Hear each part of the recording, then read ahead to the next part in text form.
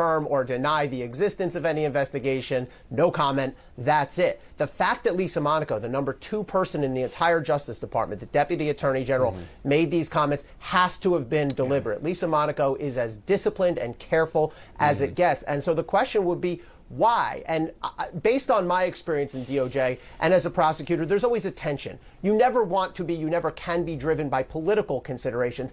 But there also comes a point where you do have a need to reassure the public. We're aware of this. We're doing something, because you cannot lose public trust as a prosecutor. And it comes, listen, we should notice the Justice Department has come under some criticism, right, even from Democrats, for not pursuing potential election wrongdoing aggressively enough. I do want to ask, before we go, Elie, what specific law or laws might have been broken with these fake electoral receipts, if you want to call them that, ballots?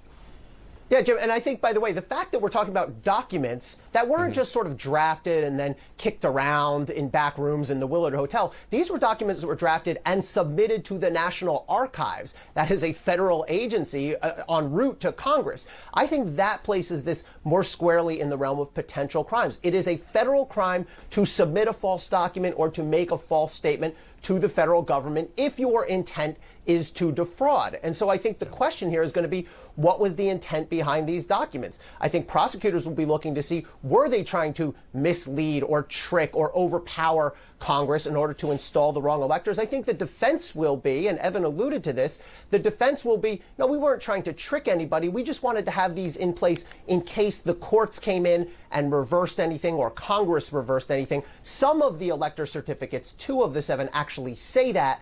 The other 5 do not, though, and so I think it's going to be a stronger case to make against the 5 that do not say that.